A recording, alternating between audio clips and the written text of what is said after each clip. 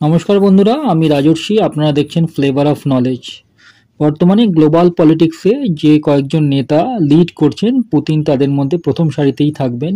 সেই পুতিনকে নিয়েই কিন্তু আজকে আমাদের আলোচনা। আপনারা থাম্বনেল দেখে নিশ্চয়ই এতক্ষণে বুঝে গেছেন পুতিন একটি শান্তশিষ্ট ছেলে কিভাবে আজকের পুতিনে পরিণত হলো, সেইটা নিয়েই আমাদের আজকের গল্প। সময়টা ছিল 7ই অক্টোবর 1952। জন্ম লেনিনগ্রাড শহরে। সেই সময় লেনিনগ্রাডের অবস্থা ছিল খুবই খারাপ। সেই শহর, যে শহরে জার্মান সেনারা 873 দিন অবরোধ করে রেখেছিল। এক টুকরো রুটির জন্য এই শহরে মারামারি হতো। সুতরাং সংগ্রামী জীবন। প্রথম জীবনটা ছিল পুতিনের। বাবা মায়ের তৃতীয় সন্তান। বাবা স্পেরিডন পুতিন ছিলেন রাশিয়ান নেভিতে, মা একজন ফ্যাক্টরিতে দিনমজুর ছিলেন। জীবনযাত্রা ছিল অত্যন্ত সাধারণ। খাবার বলতে ছিল রোজকার খাবার বাঁধাকপির স্যুপ আর প্যানকেক। রোববার দিন কিছু ভালো মন্দ হতো। এগুলো পুতিন পরবর্তীকালে আলোচনা করেছেন। ছোটবেলায় স্কুল জীবন শুরু হয়েছিল লেনিনগ্রাডেই। 1960 সালে লোকাল প্রাইমারি স্কুলে ভর্তি হন। 1968 সাল পর্যন্ত কিন্তু লোকাল প্রাইমারি স্কুলেই পড়াশোনা করেন। তো 1968 সালের পর তাদের পিটারবার্গ হাই স্কুলে ভর্তি হন এবং সেই সময় থেকেই তার লেনিন, কার্ল মার্কস ইত্যাদি বইগুলোর প্রতি, মানে এদের জীবনযাত্রার প্রতি পুতিন আকৃষ্ট হন। এছাড়া সিনেমা দেখতে খুব ভালোবাসতেন। আমাদের এই পুতিন কিন্তু ব্ল্যাক বেল্ট, ক্যারাটেতে black belt, judo, martial art এগুলোতেও তিনি সমান পারদর্শী ছিলেন। শোনা যায় ছোটবেলায় যে বন্ধুদের কাছে মার খেতেন, সেই জন্য তিনি জুডোতে ভর্তি হন, জুডো, ক্যারাটে এগুলোতে ভর্তি হন। মা পছন্দ ছিল না এগুলো, তো বাড়ি থেকে লুকিয়েই প্রথমে জুডো, ক্যারাটে শিখতে যেতেন। পরবর্তীকালে সবাই এটাকে মেনে নিয়েছিল, তিনি ব্ল্যাক বেল্টও পেয়েছিলেন। তো সিনেমা দেখাই কিন্তু পুতিনের জীবনের একটা দিশা দিয়েছিল। তখন পুতিন 9-এ পড়েন। একটা স্পাই ফিল্ম দেখেছিলেন। সেই স্পাই ফিল্ম তার উপর এতই প্রভাব ফেলেছিল যে তিনি রাশিয়ার কেজিবি দপ্তরে চলে গিয়েছিলেন। মাত্র 15 বছর বয়স। সবাই অবাক ওখানকার।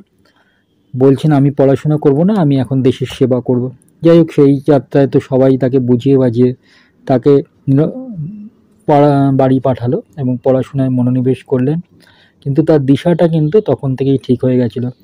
1975 সালে মাত্র 23 বছর বয়সে ল পাশ করেন এবং সেই বছরই কিন্তু কেজিবিতে জয়েন করেন। 1975 থেকে 85 লেনিনগ্রাডের ইন্টেলিজেন্স দুনিয়ায় তার হাতেখড়ি হয়। 1985 সালে ট্রান্সফার হন ইস্ট জার্মানির ড্রেসডেন শহরে একজন ট্রান্সলেটর হিসাবে। যদিও সেখানে তার আসল পরিচয় ছিল খুফি সংস্থা স্টাসির ইন্টেলিজেন্স অফিসার। এই সময় থেকেই তার চিন্তাধারা ছাপ ফেলতে শুরু করে অন্যদের কাছে। এইভাবে পুতিন কেজিবি এজেন্টের ছায়া থেকে বেরিয়ে নিজেই একটা সিস্টেম হয়ে ওঠেন। ন্যাটো, এখান থেকেই পুতিন ন্যাটোর গতিবিধির ওপর নজর রাখতেন। এখানে পুতিনের জীবনেও কিন্তু প্রেম এসেছিল। 80-র দশক। পুতিন লাটমিলা নামে একটি তরুণীর প্রেমে পড়েন। সেটাও ঘটেছিল সিনেমা হলে। 3 বছর ডেটিং, তারপর তারা বিয়ে করেন। 30 বছরের দাম্পত্য জীবন ইতি টেনেছেন 2013 সালে ডাইভোর্সের মাধ্যমে। তাদের আছে 2 সন্তান। 1990 সালে পুতিন এই কেজিবি থেকে রিটায়ারমেন্ট নেন। এর আগের একটা ঘটনা ঘটে যেটা পুতিনের জীবনকে খুব নাড়া দিয়েছিল। 1989 সালে বার্লিনের পতন ঘটে, বার্লিন ওয়ালের। এই বার্লিন ওয়ালটা দেওয়া হয়েছিল 1962 সালে, রাশিয়ানরা দিয়েছিলেন। সেই সময় ওয়েস্ট জার্মানি আলাদা ছিল এবং ইস্ট জার্মানি থেকে প্রায় 30 লাখ লোক অ্যাজ এ মাইগ্রেন্ট হিসেবে মাইগ্রেশন করছে ওয়েস্ট জার্মানিতে চলে গিয়েছিল এবং সেইটা আটকানোর জন্য, এই মাইগ্রেশনটা আটকানোর জন্যই কিন্তু এই ওয়ালটা দেওয়া হয়েছিল। কারণ সেই সময় ইস্ট জার্মানিটা ছিল রাশিয়ার হেভিলি কন্ট্রোলে, ফ্রিডম বলে কিছু ছিল না। ওয়েস্ট জার্মানিটা অনেক বেশি উন্মুক্ত চিন্তাধারা ছিল, ইকোনমিক দিক থেকেও অনেক বেশি সাউন্ড ছিল, সেই জন্য লোকেরা ওখানে চলে যাচ্ছিল। এটাই আটকানোর মেন রিজন ছিল বার্লিন ওয়াল। 1989 সালের নভেম্বর মাসে বার্লিন ওয়ালের পতন ঘটে। সেই দিন হাজার হাজার জার্মান বিক্ষুব্ধরা কেজিবি দপ্তরকে ঘিরে ফেলেছিল। পুতিন তখন সেনাবাহিনীর সাহায্য চান, কিন্তু তারা রিফিউজ করেন, বলেন মস্কো থেকে নির্দেশ না এলে আমরা কিছু করতে পারবো না। তখন কপিতয় কেজিবি এজেন্ট দপ্তরে বসে আছে। পুতিন খুব শান্তভাবে সমস্ত দপ্তরের কাগজপত্র, ইম্পর্টেন্ট কাগজপত্রগুলো পুড়িয়ে ফেললেন। তারপর বিদ্রোহীদের কাছে এসে বললেন, আমাদের কাছে যা অস্ত্রশস্ত্র আছে তাই দিয়ে কিন্তু আপনাদের খতম করতে 2 মিনিট সময় লাগবে না।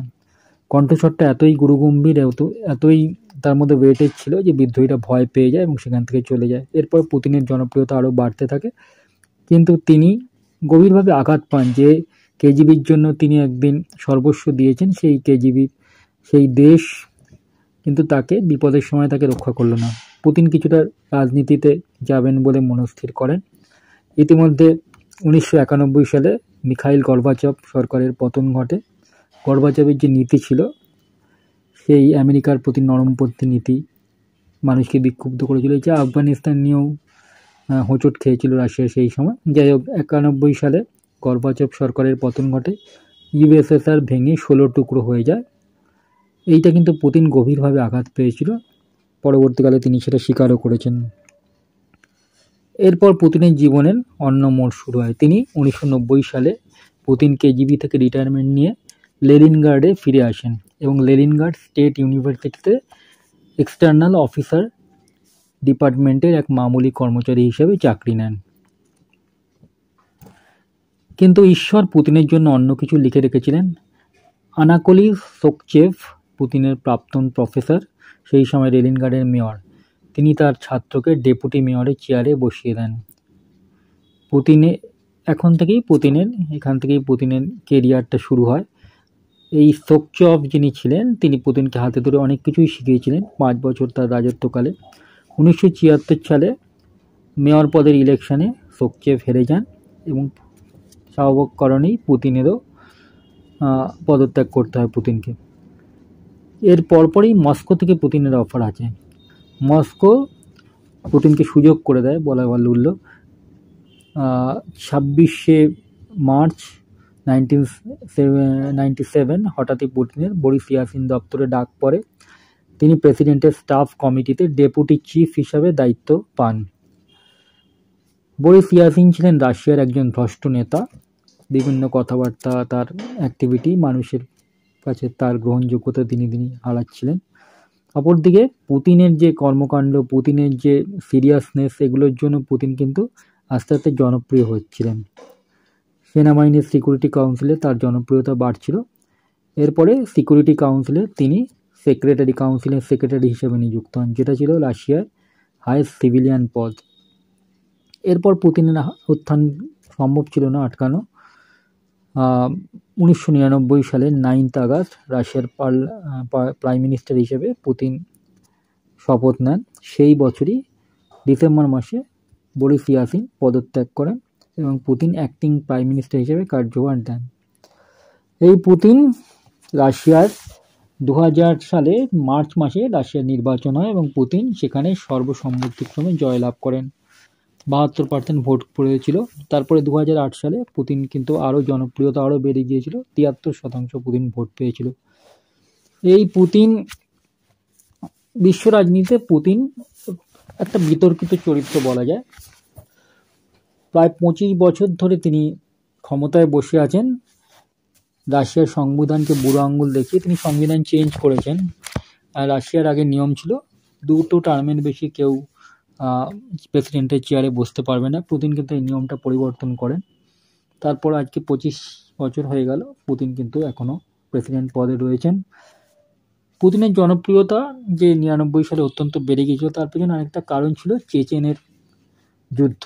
সেই সময় চেচেন যুদ্ধটা খুব মারাত্মক আকার ধারণ করেছিল।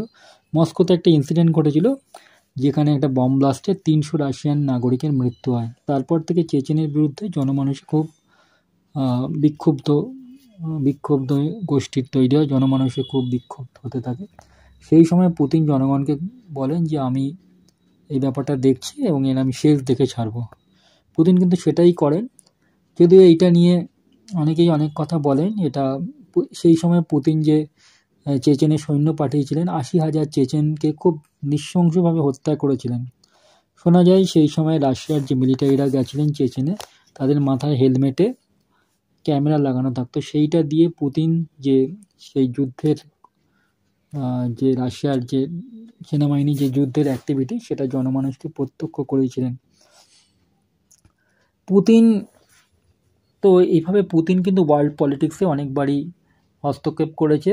2008 সালে জর্জিয়া আক্রমণ করেন পুতিন, 2011 সালে লিবিয়া রাজনীতিতেও দখলদারি করেন, 2014 সালে ক্রিমিয়াকে ইউক্রেন থেকে কেড়ে নেন। অনেক এখানে পশ্চিমা বিশ্ব অনেক চিৎকার চেঁচামেচি করেছে, হিউম্যানিটি সংগঠনরা অনেক কিছুই বলেছে, কিন্তু পুতিন কিন্তু নিজের সিদ্ধান্ত সবসময় অটল থেকেছেন। এই এখন যে দেখা যাচ্ছে ইউক্রেনের রাশিয়ার যে সংবিধানটা আছে সেটা নামেই হচ্ছে গণতন্ত্র, খাতায় কলমে গণতন্ত্র হলেও এটাকে পুতিনতন্ত্রই বলা যায়। আজকে যে ইউক্রেনের রাশিয়ার মধ্যে যে যুদ্ধটা চলছে সেটার রিমোট কন্ট্রোলও কিন্তু এখন পুতিনের হাতে। তো ট্রাম্প সরকার কিন্তু পুতিনের অ্যাক্টিভিটি দেখে, পুতিনের অ্যাগ্রেসিভনেস দেখে আগেই হাত তুলে দিয়েছেন। ন্যাটো ফাঁকা আওয়াজ দিচ্ছে, পুতিনের সাথে লড়ার মতো সিদ্ধারা তাদের নেই, বোঝাই যাচ্ছে। পুতিন কোথায় কিভাবে থামবেন তা ঠিক করবেন পুতিন, এই হচ্ছে পুতিন। তো কেমন লেগেছে আজকের গল্পটা আপনারা অবশ্যই জানাবেন। ভালো লাগলে আপনাদের কাছে লাইক সাবস্ক্রাইবের প্রত্যাশা রাখলাম, শেয়ারের।